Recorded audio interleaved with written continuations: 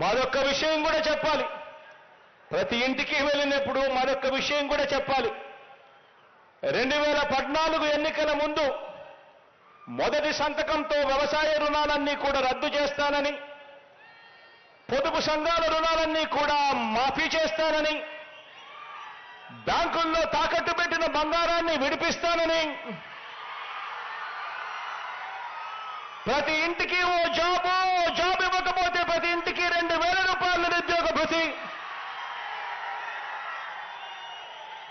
ఇస్తానని 2014లో ఇదే పెద్ద మనిషి చంద్రబాబు నాయుడు చేసిన ఈ మోసాలను ప్రతి ఇంటికి వెళ్ళి చెప్పాలి. ఆ వాగ్దానాలను ఆయన ఎలా ఎగ్గొట్టాలి అని చెప్పి ఆయన కోటయ్య కమిటీ అని కోతల కమిటీ తాను వేస్తే మీ బిడ్డ మీ అన్న మాత్రం ఎన్నికల మేనిఫెస్టోను ఒక ఖురాన్గా, ఒక భగవద్గీతగా, ఒక బైబిల్గా భావించి ఆ చెప్పిన ప్రతి హామీని కూడా నెరవేర్చేందుకు మీ అన్న ప్రభుత్వం ఓ సచివాలయ వ్యవస్థ, ఓ వాలంటీర్ల వ్యవస్థ తీసుకొని వచ్చి ప్రతి ఇంటికి మంచి చేస్తా ఉన్నాడు అని చెప్పండి.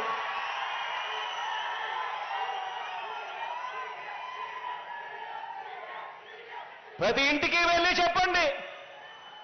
బాబును నమ్మడము అనంటే ఇంగ్లీష్ మీడియం బడుల్ని, సిబిఎస్ఈ నుంచి ఐబీ ప్రయాణాన్ని, నాడు నేడుని, అమ్మ ఒడిని, గోరు ముద్దను, పిల్లలకిచ్చే ట్యాబులని, ప్రతి క్లాస్ రూమ్ను కూడా డిజిటైజ్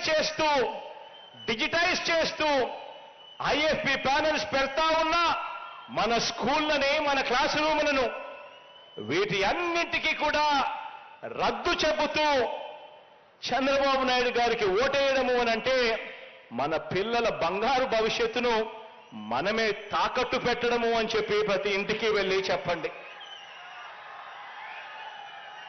ఏ ఒక్క రైతైనా కూడా బాబు వాగ్దానాన్ని నమ్మడము అనంటే 2014లో మాదిరిగా మరోసారి తాము నిలువులా మునగడానికి సిద్ధం కావటమే అని చెప్పి ప్రతి రైతన్నకు వెళ్ళి చెప్పండి.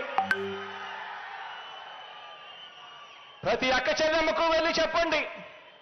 ఏ ఒక్క అక్క చెల్లెమ్మైనా బాబు మాటను నమ్మటము అనంటే పూర్తిగా పొదుపు సంఘాల రుణాలన్నీ కూడా మాఫీ చేస్తానని, ఏడాదికి 12 గ్యాస్ సిలిండర్లు సబ్సిడీ మీద ఇస్తానని తాను చెప్పి 2014 ఎన్నికల తర్వాత నిలువున దగా చేసిన బాబును మళ్ళీ ఎవరైనా నమ్మవచ్చా అని చెప్పి ప్రతి అక్క చెల్లెమ్మను వెళ్ళి అడగండి. బాబుకు ఓటు వేయటము అంటే ఇంటింటికి వచ్చి సేవలు అందిస్తున్న వాలంటీర్ వ్యవస్థ మాకిక వద్దు, జన్మభూమి కమిటీలు మళ్ళీ రావాలి అని ఓటు వేయడమే అని చెప్పి ప్రతి ఇంటికి వెళ్ళి చెప్పండి. చంద్రబాబుకు ఓటు వేయడము అనంటే 5 ఏళ్ల క్రితం వదిలించుకున్న చంద్రముఖిని మళ్ళీ వారి ఇంట్లోకి తీసుకొని రావడమే అని చెప్పి ప్రతి ఇంటికి వెళ్ళి చెప్పండి.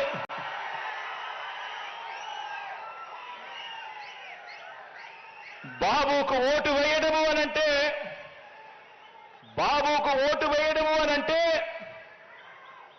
డీబీటీ ద్వారా, అంటే మీ బిడ్డ మీ అన్న బటన్ నొక్కుతా ఉన్నాడు, నేరుగా నా అక్క చెల్లెమ్మల కుటుంబాల ఖాతాల్లోకి డబ్బులు వెళ్ళిపోతా ఉన్నాయి. ఎక్కడ లంచాలు లేవు, వివక్ష లేదు. కానీ చంద్రబాబు నాయుడు గారికి ఓటు వేయటము అనంటే ఈ సంక్షేమ అభివృద్ధి పథకాలన్నింటినీ కూడా రద్దు చేయండి అని, మీకు మీరే ఆమోదం తెలపడమే అని ప్రతి ఇంటికి వెళ్ళి చెప్పండి. ఇక జన్మభూమి కమిటీలు వస్తాయి, చంద్రబాబు వస్తారు, చంద్రముఖులు ముందుకు వస్తాయి అని చెప్పి ప్రతి ఇంటికి వెళ్ళి చెప్పండి.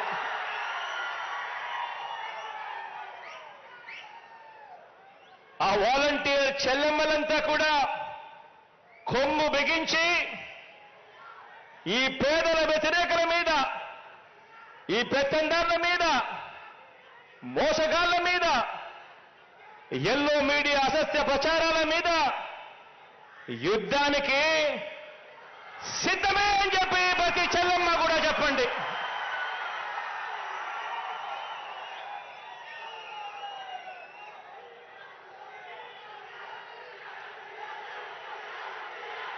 మేము సిద్ధమని ప్రజాప్రభుత్వానికి కొండంత అండగా నిలవాలి. ఎందుకంటే ఈ 58 నెలల్లో మనందరి ప్రభుత్వం చేసిన వ్యవస్థాగత మార్పులన్నింటికీ కూడా వారధులు మీరే. కాబట్టి ఈరోజు నేను గర్వంగా కూడా చెప్తా ఉన్నా, రాష్ట్ర వ్యాప్తంగా 84% ఇల్లు, ఈరోజు ఆ ప్రతి ఇంట్లో కూడా మంచి జరిగింది. ఎక్కడ ఎవరు లంచాలు అడగలేదు, వివక్ష చూపలేదు. రాష్ట్ర వ్యాప్తంగా 84% ఇల్లు. అదే గ్రామీణ ప్రాంతంలోకి వచ్చేసరికి 92-95% ఇళ్లకు మేలు జరిగింది. ఎప్పుడు చూడని మార్పులు ఈరోజు కనిపిస్తా ఉన్నాయి.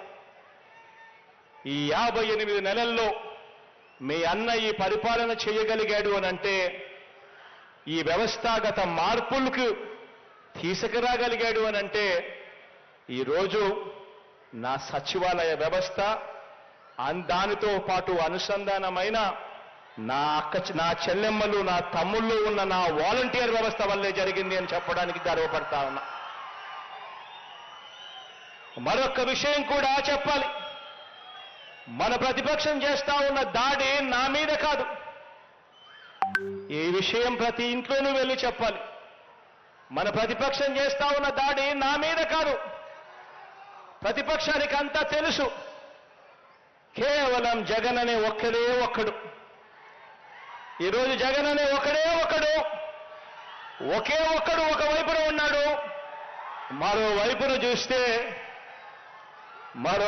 చూస్తే ఓ ఈనాడు, ఓ ఆంధ్రజ్యోతి, ఓ టీవీ5, ఓ చంద్రబాబు, ఓ దత్తపుత్రుడు, వీరికి తోడు పరోక్షంగా ఒక జాతీయ పార్టీ, ప్రత్యక్షంగా మరో జాతీయ పార్టీ.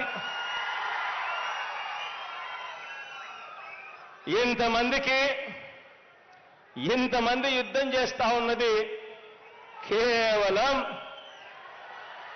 ఒకే ఒకడు ఇటువైపున. కానీ వీళ్ళంతా కూడా మర్చిపోతా ఉన్నది ఏమిటో తెలుసా? ఈ ఒకే ఒక్కడికి ఉన్నది